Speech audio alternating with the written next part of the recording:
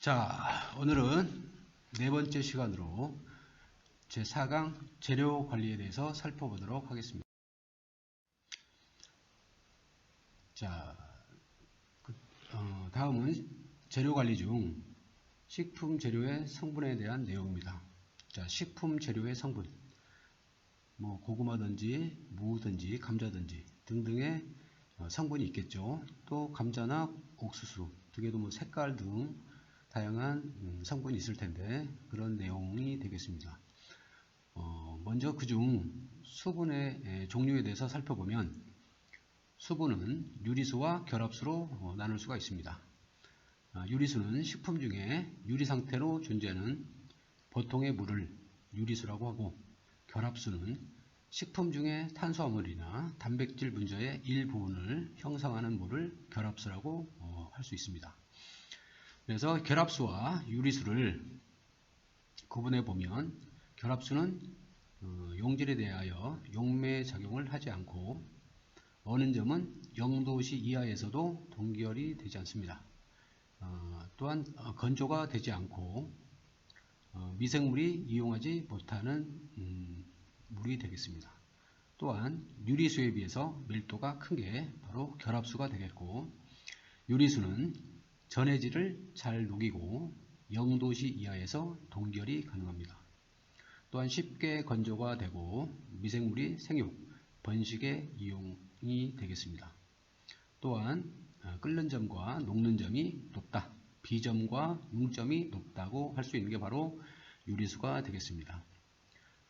보통 이제 결합수나 유리수를 예를 들어보면 무에서 나오는 물 또는 고구마에서 나오는 물을 따져보면 좀 다르죠. 무에서는 즙이 나오는데 물이지만, 고구마는 물이 아니라 하얀 전분 같은 그런 물이 나오는데, 이거를 바로 결합수 또는 유리수라고 할 수가 있고, 자, 그래서 유리수는 무에서 나오는 그런 물들, 또한 결합수는 전분이나 이런 곳에 나오는 그런 물들이라고 이해를 하시면 되겠습니다. 자, 다음은 수분 활성도에 대해서 살펴보겠습니다.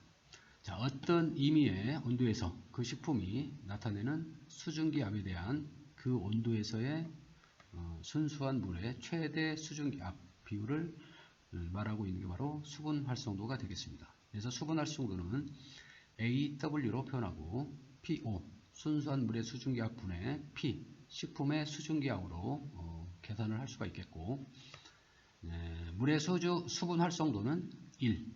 자, 기준이 물이다. 그런데 그 물은 수분 활성도가 1이다.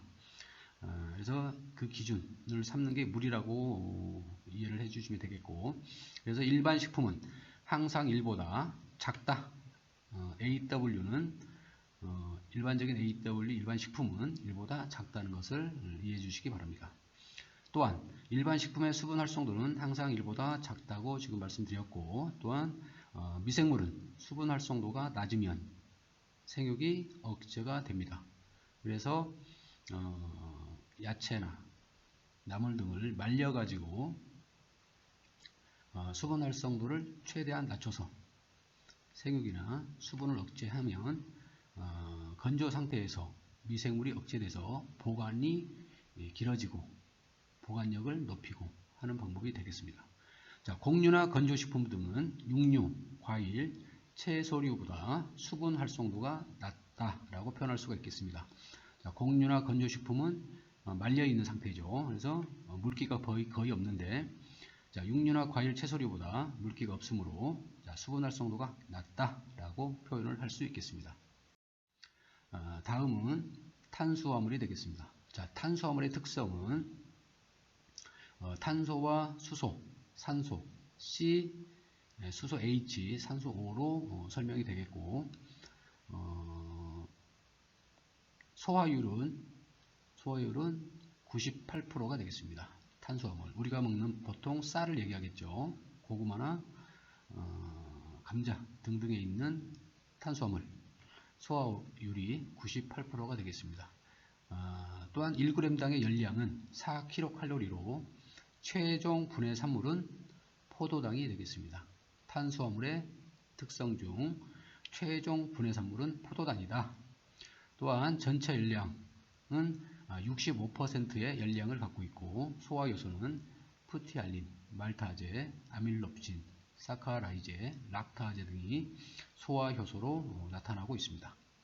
자, 탄수화물의 분류를 보면 단당류는 포도당, 과당, 갈락토즈, 만노즈, 이당류는 자당, 젖당, 에가당, 다당류는 전분, 글리코겐, 섬유소, 펙틴, 아가, 키틴으로 표현을 할 수 있겠는데 여기서 단당류는 여러분의 그 교재 119페이지에 있는 그 표를 살펴보시면 되겠는데 단당류 중 포도당은 쌀, 빵, 감자 등의 전분이나 제일 작은 형 혈액 중에 약 0.1%의 농도를 포함하고 있는 게 바로 포도당이 되겠고 과당은 당류 중 가장 단맛이 강하고 벌꿀의 과즙 구성 성분이 바로 과당이 되겠습니다.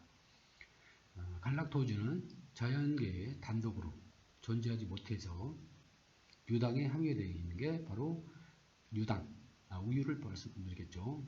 그게 갈락토즈가 있고 만노즈는 곤약이나 돼지감자의 구성 성분으로 설명이 되겠습니다. 다음은 이당류로 자당인데 자당은 설탕 또는 서당이라고 하고 포도당과 과당이 결합된 것이 바로 자당이 되겠습니다. 젖당은 유즙에 함유되어 있다고 했고 유당은 유즙에 함유되어 있고 포도당과 갈락토즈가 결합된 것이 바로 젖당 또는 유당이라고 표현을 합니다. 자, 에가당은 엿기름이나 발화 중의 곡류 중에 함유되어 있는데 포도당과 포도당이 결합된 것이 바로 에가당이 되겠습니다. 단당류는 여러분의 교재 119페이지를 참고해 주시기 바랍니다. 이어서 탄수화물의 기능적 성질을 살펴보면 단백질의 절약작용과 지방의 완전 연소에 관여하고 혈당량을 유지하는데 탄수화물이 기능적 성질을 하고 있다는 것과 탄수화물의 감미의 정도를 보면 과당, 전화당, 자당, 포도당, 메가당, 갈락토즈, 유당 순으로 과당이 제일 달고 그 다음에 끝으로 유당이 제일 덜 달다라고 표현을 할 수가 있겠고 감미의 정도 과전, 자포, 맥갈유 그래서 좀 외워두시면 시험 문제에 잘 요긴하게 써먹을 수가 있으니까 참고를 부탁드립니다. 다음은 식품 재료의 성분 중 지질에 대해서 살펴보겠습니다. 지질은 구성요소로서 탄소, 수소, 산소로 이루어져 있고 소화율은 95%입니다. 자, 1g당의 열량은 9kcal, 최종 분해산물은 지방산과 글리세롤이 되겠습니다. 전체 열량은 20%의 열량을 나타내고 소화요소는 이파제, 스테압신이 소화요소로 작용을 하고 있다는 것을 알 수 있습니다. 다음은 지질의 종류에 대해서 살펴보면 지질은 단순 지질과 복합 지질로 되어 있는데 복합 지질은 다시 인지질과 당지질로 나눌 수가 있습니다. 인지질은 인과 결합된 지질이 인지질이다. 당지질은 당과 결합된 지질이다. 이렇게 이해해 주시고 유도지질은 가수분해하여 얻어지는 물질 가수분해하여 얻어지는 물질이 유도지질인데 이 가수분해라는 얘기는 우리가 어떤 음식을 먹었을 때 소화작용으로 인해서 분해가 되죠. 위에서 분해가 되는 그런 상태를 바로 가수분해라는 말로 표현을 하고 있습니다. 그래서 유도지질은 가수분해하여 얻어지는 물질이 바로 유도지질이다. 이렇게 이해를 해 주시기 바랍니다. 다음은 지방산의 종류에 대해서 살펴보면 지방산은 포화지방산, 불포화지방산으로 나눌 수가 있는데 포화지방산은 상온에서 고체로 존재하고 이중결합이 없는 지방산을 포화지방산이라고 얘기하고 여기에는 팔미틴산, 스테아린산 등이 포화 지방산에 포함이 되고 불포화 지방산은 융점이 낮아서 상온에서 액체로 존재하고 이중결합이 있는 지방산, 올레인산이나 리놀레닌산, 아라키돈산 등이 불포화 지방산이 되겠습니다. 자, 융점이라는 것은 녹는 점을 표현하겠죠. 그래서 녹는 점이 낮다. 불포화 지방산은 이렇게 이해를 해 주시기 바랍니다. 다음은 지방의 영양상 효과에 대해서 살펴보면 이 지방의 영양상 효과에서 지방은 지용성 비타민의 흡수를 좋게 합니다. 그중 지용성 비타민 A, D, E, K, F 등의 흡수를 좋게 하고 1g당 9kcal로 발생하는 열량이 높은 게 바로 지방이 되겠습니다. 영양분의 손실을 막고 세포막 구성 성분의 역할을 하고 있고 다음은 지질의 기능적 성질을 살펴보도록 하겠습니다. 자, 지질은 유화라는 용어를 쓰게 되는데 에멀전화 이런 용어를 씁니다. 유화.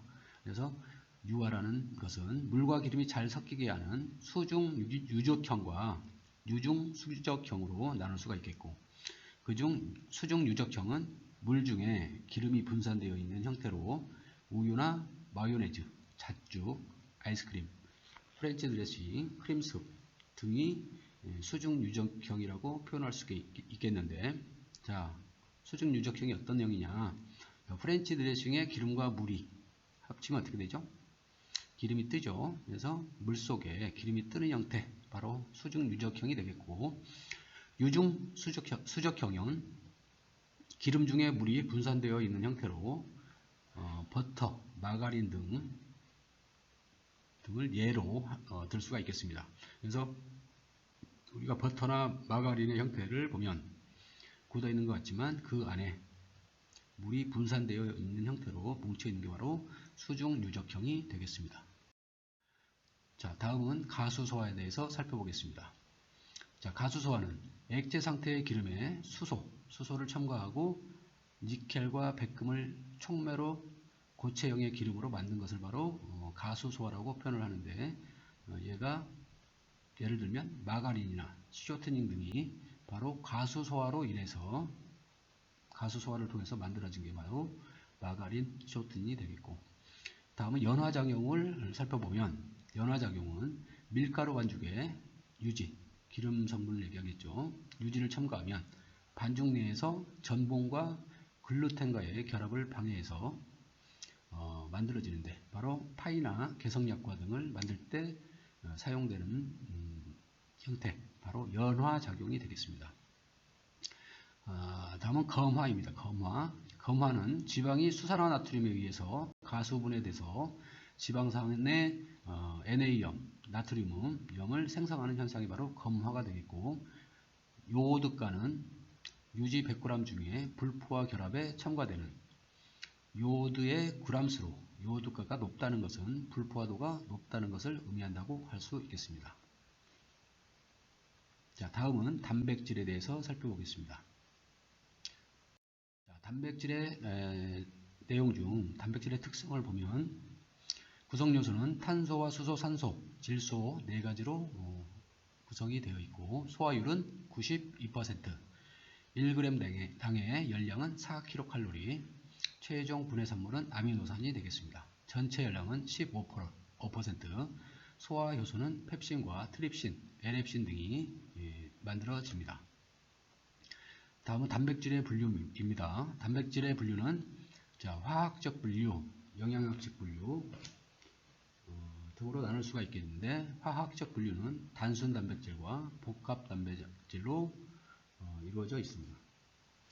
여기서 단순 단백질은 아미노산으로만 만들어진 것, 그래서 남백이나 혈청, 우유가 있는데 보통 알부민으로 만들어지는 것, 그 다음에 밀은 글루테닌으로 만들어지는데, 이런 것들이 바로 단순 단백질, 복합 단백질 이라고 표현할 수가 있는데, 아니죠. 복합 단백질은 다시 말씀드리면 복합 단백질은 단백질 이외의 물질과 단백질이 결합된 복합형이 바로 복합 단백질이 되겠습니다.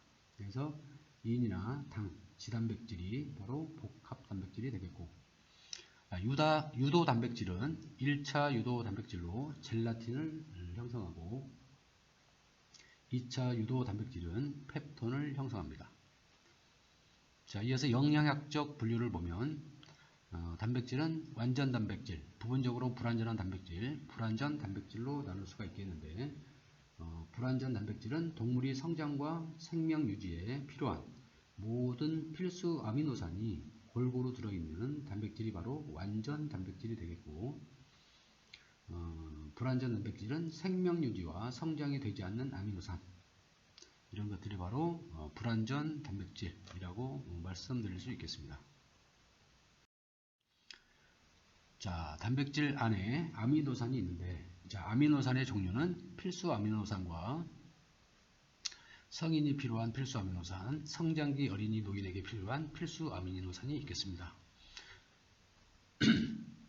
여기서 필수 아미노산은 체내에서 생성할 수 없으므로 반드시 음식으로 공급을 해야 되겠고, 또한 그 성장기 어린이 노인에게 필요한 필수 아미노산은 성인 필수 아미노산 8가지 플러스 알기닌과 히스티딘이 포함된 10가지가 바로 성장기 어린이 노인에게 필요한 필수 아미노산이 되겠습니다. 성인 필수 아미노산 8가지는 위에 8가지를 확인해 주시면 되겠습니다. 다음은 무기질에 대해서 살펴보겠습니다. 자, 무기질의 기능, 무기질은 산과 염기의 평형을 유지하는 데 관여를 합니다. 그리고 신경의 자극 전달에도 필수적이고 생리적 발응을 위한 촉매제로 이용되고 있고, 또한 수분의 평형 유지에 관여를 합니다. 그리고 세포의 삼투압 조절을 하고 뼈나 치아의 구성 성분으로 이루어지는 게 바로 무기질이 되겠습니다. 그 다음 무기질의 종류와 특징에 대해서 살펴보면, 자, 무기질 안에 칼슘이 있습니다. 칼슘은 원소기호 CA로 표현하는데 기능은 골격과 치아를 구성하고 비타민 K와 함께 혈액 응고에 관여를 하고, 급원식품은 우유나 유제품, 멸치, 뼈와 함께 섭취하는 식품이 되겠고, 결핍증은 골다공증과 골격과 치아의 발육이 불량이 되는 결핍증이 나타나게 되겠습니다.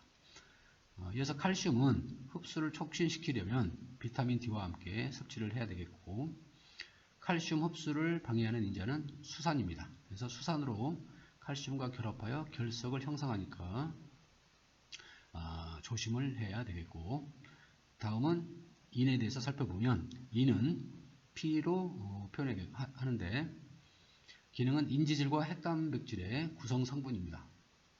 골격과 치아를 구성하고, 급원식품은 곡류가 되겠습니다. 쌀이나 보리 등 곡류가 되겠고, 결핍증은 골격과 치아의 발육이 불량하게 됩니다.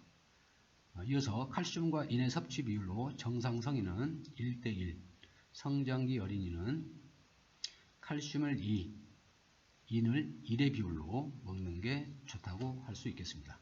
자, 칼슘과 인의 비율이 성장기 어린이는 2:1이다. 자, 다음은 나트륨에 대해서 살펴보겠습니다. 자, 나트륨은 수분 균형을 유지하고, 또한 삼투압 조절 및 산 연기의 평형을 유지하고 근육 수축에 관여를 하는 게 바로 나트륨이 되겠습니다. 급원식품은 소금, 식품 첨가물에 NA염이 바로 나트륨이 되겠고, 소금을 많이 먹었을 때 우리나라는 젓갈류와 인스턴트 식품의 섭취 증가로 과잉증이 문제가 있는데 고혈압이나 심장병을 유발하는 원인이 되겠습니다.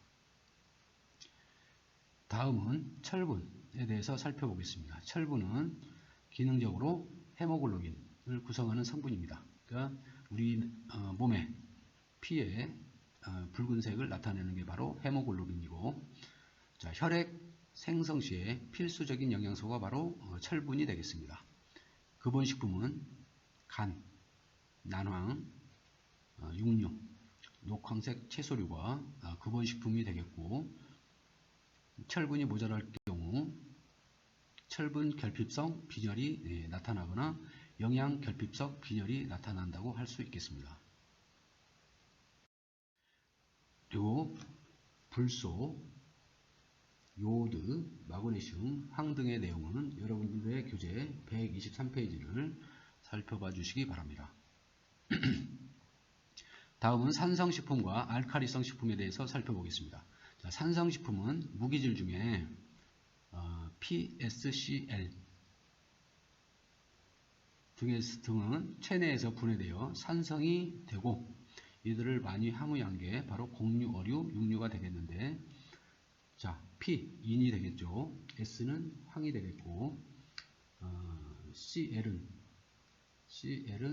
염소가 되겠죠. 염소. 그래서 곡류나 어류, 육류 등에 포함되어 있는 게 바로 산성식품이다. 알칼리성 식품은 CA, NA, K, Mg, Fe, Cu, Mn 등은 체내에서 분해돼서 알칼리성이 되므로 이들 무기질을 많이 함유한 것이 바로 알칼리성 식품이 되겠는데, 여기에 과일이나 야채, 해조류, 우유 등이 바로 알칼리성 식품이 되겠습니다. 그래서 CA는 칼슘, NA는 나트륨, K는 칼륨, Mg는 마그네슘, Fe는 철, Cu는 구리, Mn은 망간이 되겠죠.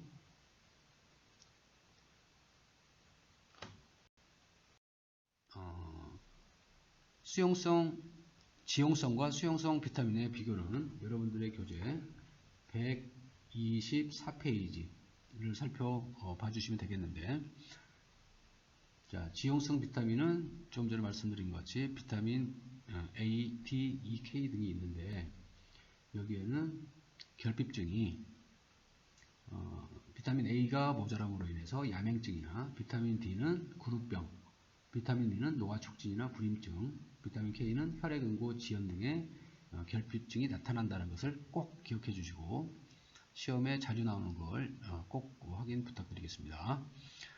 수용성 비타민은 비타민 B2, 비타민 B6 등 이게 있는데, 자, 이 비타민 B2가 모자라면은 구순염이나 구각염 등이 나타나고, 그러니까 입 안에 염증이 나타난다는 거죠.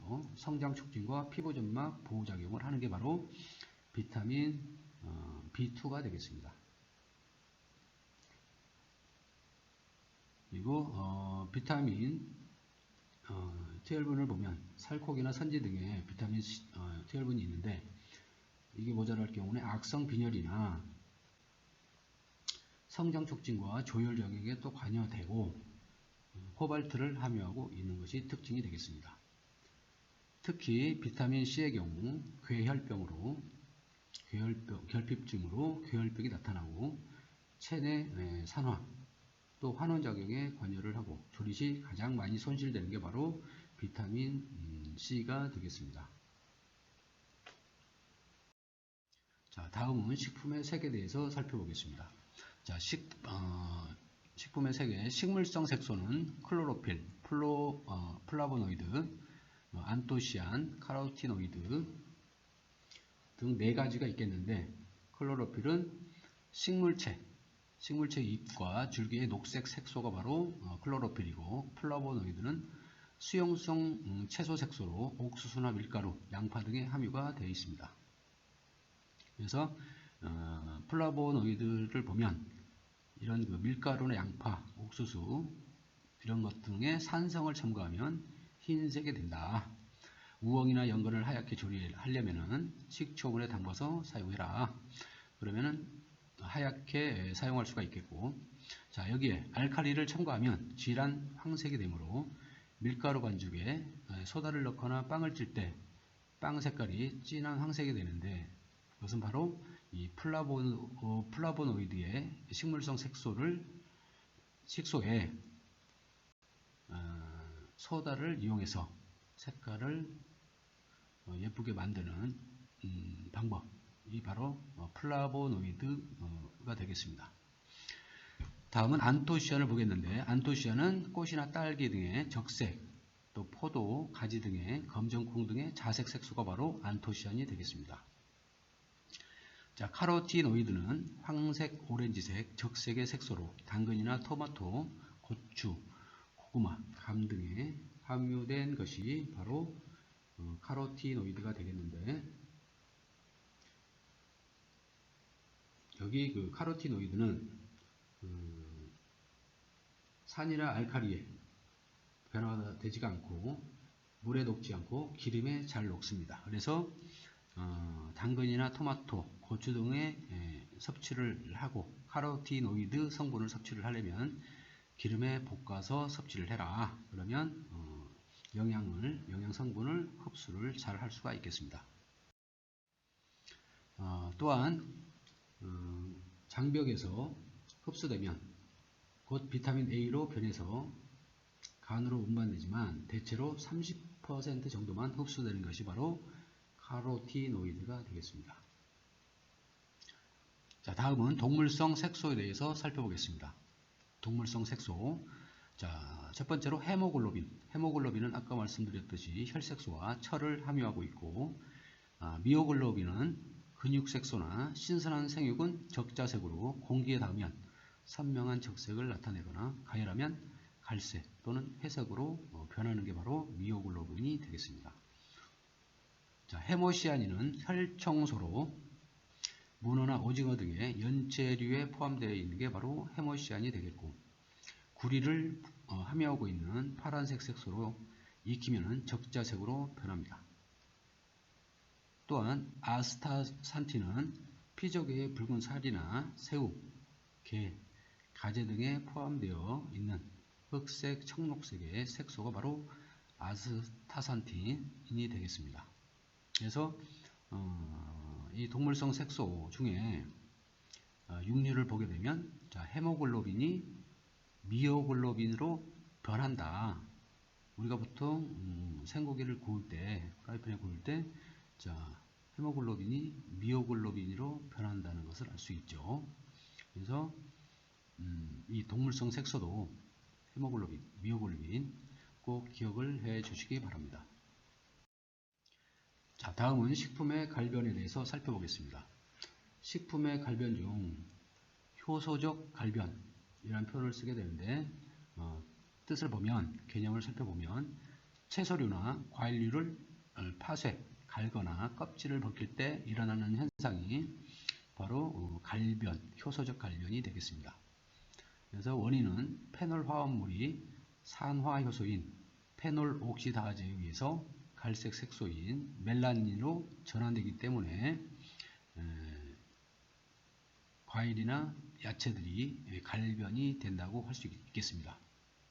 그래서 효소에 의한 갈변 방지법을 보면 열처리나 산을 이용하거나 또는 설탕이나 염료를 첨가하거나 해서 갈변을 방지하거나 또는 밀폐 용기에 넣어서 산소를 제거해서 갈변을 방지하는 법이 되겠습니다. 그래서 열처리의 경우 데쳐가지고 고온에서 식품을 열처리해서 효소를 불활성화해가지고 하는 방법이 바로 열처리. 그래서 영어로는 블렌칭이라는 용어를 쓰고 있습니다.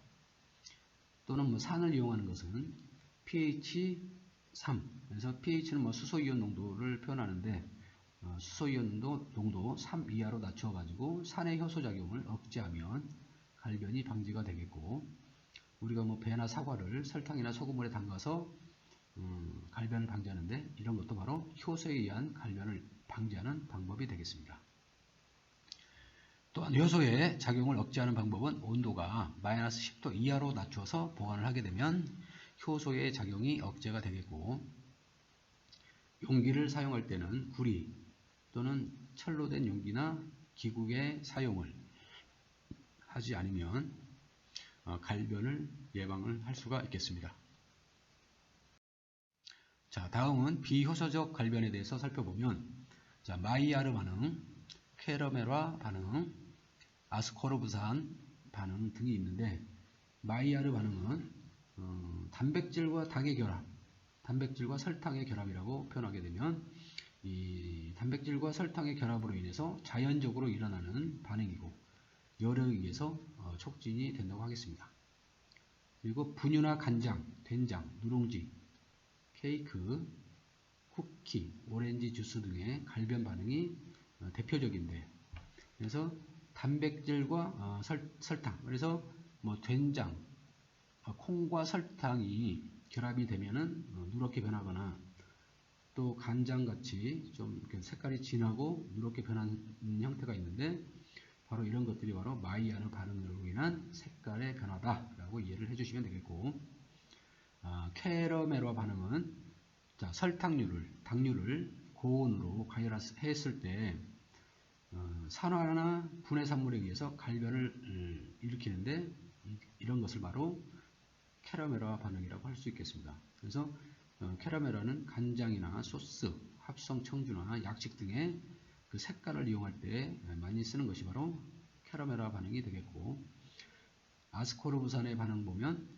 감귤류나 가공품인 오렌지 주스나 농축물 등에서 일어나는 색깔 변화, 갈변 반응, 이것들이 바로 아스코르브산의 반응이라고 하겠습니다. 그래서 과체류의 가공품에 이용이 많이 되는 것이 아스코르브산의 반응이 되겠습니다. 자, 다음은 식품의 맛과 냄새에서 대해서 살펴보면, 식품의 맛은 그중 맛의 종류를 보면, 기본적인 맛은 해닝의 사원물이라고 해서 단맛, 쓴맛, 신맛, 짠맛. 우리가 넓게 일반적으로 알고 있는 단맛, 쓴맛, 신맛, 짠맛, 바로 이게 사원미가 되겠습니다. 그리고 보조적인 맛으로 매운맛이나 감칠맛, 떫은맛, 아린맛, 금속미라고 해서 쇠맛이 난다는 거, 그 다음에 원활미라고 해서 교질맛, 미끌한 것이 바로 교질맛이 되겠는데, 이런 것들이 보조적인 맛이라고 할 수가 있겠습니다. 자, 다음은 온도에 따른 미각에 대해서, 미각의 변화에 대해서 살펴보겠는데, 일반적으로 10에서 40도, 실온이 되겠죠. 10에서 40도에서 맛을 제일 잘 느낄 수가 있고, 30도 전후에서 가장 예민하다고 할 수 있겠습니다. 자, 맛을 가장 잘 느낄 수 있는 온도, 단맛은 20에서 50도가 되겠고, 짠맛은 30에서 40도, 신맛은 25도에서 50도, 쓴맛은 40에서 50도, 매운맛은 50에서 60도가 되겠습니다. 여러분들이 뭐 다 잘 알듯이 단맛, 짠맛, 신맛, 쓴맛은, 먼저 단맛을 보면, 단맛은 소량의 소금을 넣으면 단맛을 증가시킨다고 할 수 있겠고, 쓴맛, 신맛은 단맛을 감소시킬 수가 있겠습니다. 그래서 너무 달면 쓴 거를 넣거나 신맛을 첨가를 하게 되면 단맛이 감소할 수가 있겠습니다. 그리고 30에서 50%의 설탕 열림은 살균 능력이 있어 가지고 보통 우리가 효소를 만들 때 1대1의 비율로 설탕으로 효소를 만든다고 할 수 있겠죠. 그 다음에 짠맛 같은 경우는 이 소금이 가장 순수한 짠맛이 되겠고, 가장 또 조미료로 많이 쓰고 있는 것이 짠맛이 되겠습니다. 우리가 또 일반적으로 국물의 요리에서 소금 농도는 1%가 되겠고, 찌개나 김치찌개나 뭐 이런 된장찌개 등은 소금 농도가 2%가 적당하고, 10% 이상의 소금 절임은 살균 작용을 해가지고 장아찌 등에 이용할 수가 있겠습니다. 기타 맛으로는 매운맛, 떫은맛, 아린맛이 있겠고, 다음은 뭐 맛의 여러가지 현상에 대해서 보면, 대비현상, 변조현상, 미백현상, 상쇄현상, 억제현상 등이 있는데, 여러분의 교재 128페이지를 살펴봐 주시기 바랍니다. 그래서 대비현상은 서로 다른 두 맛이 작용해서 주된 맛의 성분이 강해지는 현상이 바로 대비현상이 되겠는데, 보면 뭐 단팥죽에 소금을 첨가하면 그 단맛을 더 느끼게 되는데, 이걸 활용하는 게 대비 현상이 되겠고, 변조 현상 같은 경우는 한 가지 맛을 느낀 직후에 다른 맛을 느끼지 못하는 현상. 그래서 오징어를 먹은 후에 바로 밀감을 먹으면 쓰게 느껴지는데 바로 이러한 현상이 되겠고, 자, 상쇄 현상은 두 가지 맛 성분이 혼합돼서 고유의 맛이 약해지거나 없어지는 현상이 바로 상쇄 현상. 커피와 설탕, 지나친 신맛의 과일과 설탕에 활용하는 것이 바로 상쇄 현상이 되겠습니다. 그래서 보통 시험 문제에 상쇄 현상, 커피 그 쓴맛을 억제하거나 약해지거나 또 그 두 가지 맛을 또 맛있게 하는 역할, 이게 바로 상쇄 현상이라고 이해를 해 주시기 바랍니다. 자, 다음은 식품의 냄새에 대해서 살펴보겠습니다. 식품의 냄새, 향과 취, 풍미라고 표현을 할 수가 있겠는데, 그래서 향은 쾌감을 주기도 하고 취는 불쾌감을 주는 겁니다. 그리고 풍미 같은 경우는 미각과 후각, 촉각 등을 종합한 것이 바로 풍미라는 표현을 쓰고 있습니다. 그래서 풍미가 좋다. 그래서 후각, 냄새나 촉각 등이 좋다. 그러면 풍미가 좋다라고 표현을 할 수 있겠습니다. 그래서 냄새를 분류하면 식물성 식품의 냄새와 동물성 식품의 냄새로 구분을 할 수가 있겠는데, 식물성 식품의 냄새 같은 경우는 알코올 및 알데히드류, 그래서 주류나 술, 감자, 복숭아, 오이, 계피 등의 알코올 및 알데히드류가 있겠고, 에스테리류는 과일향 등이 식물성 식품의 냄새라고 할 수 있겠습니다. 자, 동물성 식품의 냄새는 아민류나 암모니아류로 고기류, 육류나 어류 등에서 나는 냄새, 바로 동물성 식품의 냄새가 되겠고, 트리메틸아민, TMA로 표현하는데 생선의 비린내가 바로 트리메틸아민이 되겠습니다. 또한 카르보닐 화합물 및 지방산류는 치즈, 버터 등의 유제품에서 냄새가 나는데 바로 이것들이 다 동물성 식품의 냄새가 되겠습니다. 다음은 식품의 물성에 대해서 살펴보도록 하겠습니다. 자, 식품의 물성. 자, 식품의 콜로이드 상태를 바로 얘기를 할 수가 있겠는데, 자, 콜로이드는 교질이라는 표현을 씁니다. 그래서 콜로이드는 전분, 젤라틴 등을 물에 용해하면은 설탕이나 소금 용액과 달리 불용성에 가라앉는 그 침전물, 이게 형성이 되죠. 그래서 흐린 부분은 크기가 1에서 100 마이크로미터, 입자들이 수분에 분산되어 있어서 현미경으로 볼 수가 없는 것이 특징이 되겠습니다. 또 일반적으로 이와 같은 입자들을 콜로이드라고 부르고, 이런 상태를 교질 상태라고 얘기를 하고 있습니다. 그래서 일반적으로 콜로이드 입자가 크기가 10의 7승에서 10의 마이너스 7승에서 10의 마이너스 5승 센티미터가 되는 것이 콜로이드 입자가 되겠습니다. 자, 그 다음 분산매와 분산지. 자, 분산매는 용액에서의 물과 같이 분산시키는 용액매가 바로 분산매가 되겠고, 분산질은 분산되어 있는 존재, 즉 콜로이드 상태에 있는 것. 그래서 물에 그 전분이나 이런 걸 타면 가라앉게 되거나 이런 상황이 있는데, 자, 분산되어 있는 존재다. 그래서 콜로이드 상태에 있다, 가라앉아 있다, 이런 상태가 바로 분산질이 되겠습니다.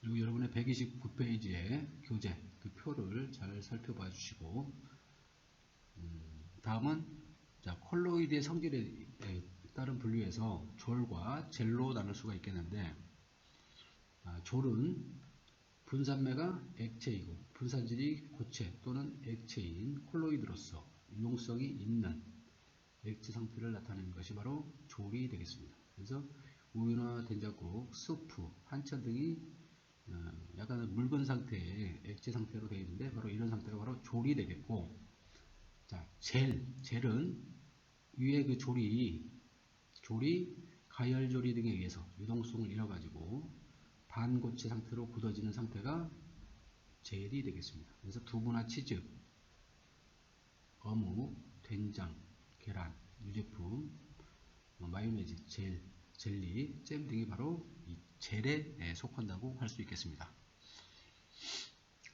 자, 콜로이드 용액에 안정성에 영향을 주는 요소는 이런 분산매와의 친화성이나 분산매의 밀도와 점성 이런 것들이 콜로이드 용액의 안정성에 영향을 준다고 할 수 있겠고, 또한 콜로이드 입자의 침강 속도, 그러니까 물의 전분, 어떤 전분을 넣느냐에 따라서 그 속도가 빨리 가라앉느냐 천천히 가라앉느냐 이런 것들이 바로 그 콜로이드 용액의 안정성에 영향을 주는 요소가 되겠습니다.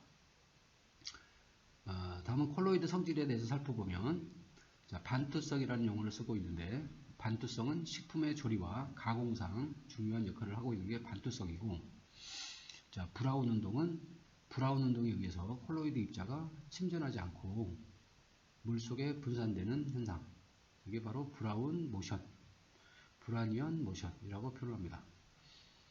자, 콜로이드 성질에서 음결이라는 용어도 쓰는데, 음결은 소수성인 앞서 얘기했던 조례, 소량의 전해질을 첨가하면은 콜로이드 입자가 침전하는 현상이 있는데 바로 이게 음결이라는 표현을 쓰고 있습니다. 다음은 식품의 물성 논에 대해서 살펴보겠습니다.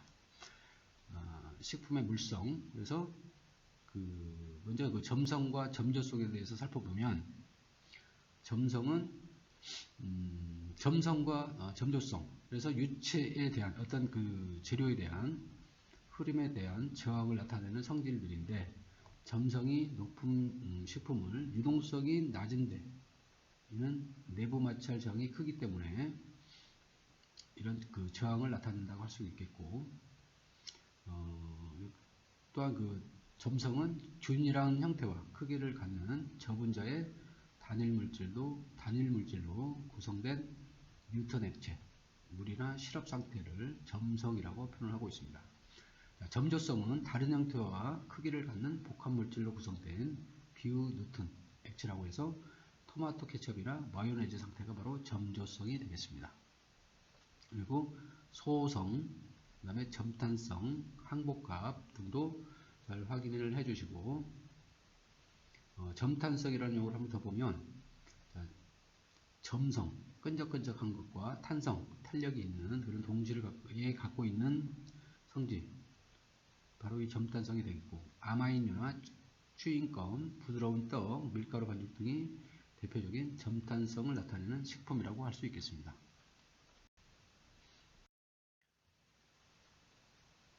자, 다음은 식품의 유독 성분에 대해서 살펴보도록 하겠습니다. 자, 먼저 흡입 경로에 따른 식품 유독 성분의 분류에서 내인성 유독물질과 외인성 유독물질로 나눌 수가 있겠는데, 내인성 유독물질 경우 식물성 자연독이나 동물성 자연독을 들 수가 있겠고, 또한 내인성 유독물질은 식품 원료가 여러가지 생육 조건에 따라서 합성해서 함유하는 물질이 바로 내인성 유독물질이 되겠습니다. 자, 외인성 유독물질은 유해성 금속물질 또는 용기나 포장으로부터 용출된 물질, 그리고 식품 내 환경 오염물질 또는 미생물 생산 유독물질 등이 바로 외인성 유독물질이 되겠는데, 이 식품에 의도적으로 또는 비의도적으로 잔존해서 식품에 존재하는 물질이 바로 외인성 유독물질, 그리고 또한 외인성 유독물질은 환경으로부터 식품 원료에 혼입이 되거나 조리 가공 중 식품에서 생성된 독성 물질이 바로 외인성 유독물질이 되겠습니다. 대표적으로 식물성 식품의 유독 성분은 트립신 저해제, 고시풀, 솔라닌, 아밀그달린, 리신 등을 들 수가 있겠는데, 고시풀의 경우 면실류는 목화 솜 얘기할 때 나오는 면실류가 되겠죠. 목화 씨로 나온 기름, 거기에 나오는 고시풀, 그리고 감자 싹에서 나오는 솔라닌, 아미그달린, 청매에서 나오는 아미그달린 등이 식물성 유독 성분이 되겠고, 동물성 식품의 유독 성분은 보고에서 나오는 테트로톡신, 그 다음에 섭조개나 가리비, 대합조개 등에서 나타나는 유독 성분인 삭시토신, 그 다음에 모시조개나 바지락 등 조개류에서 나오는 베네르프인 등이 바로 동물성 식품의 유독 성분이 되겠습니다.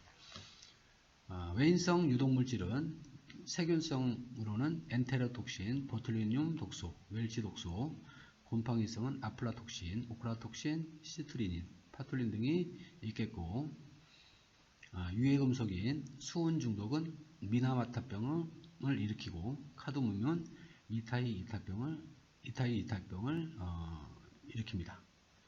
그리고 마지막으로 환경호르몬은 내분비계 교란물질로서 다이옥신, 비스페놀 A, 벤조피렌, 스트렌다이머 등의 환경호르몬이 외인성 유독물질로 분류되고 있습니다. 자, 오늘은 재료관리 중 식품재료의 성분에 대해서 살펴봤는데, 수분, 탄수화물, 지질, 단백질, 무기질, 그리고 비타민, 또 식품의 색, 식품의 맛, 식품의 갈변, 또 식품의 냄새, 그리고 식품의 물성, 또 식품의 유독 성분 등에 대해서 살펴보았습니다. 자, 긴 시간 재료 관리에 대한 수업을 들어주셔서 감사합니다. 모두 고생하셨습니다.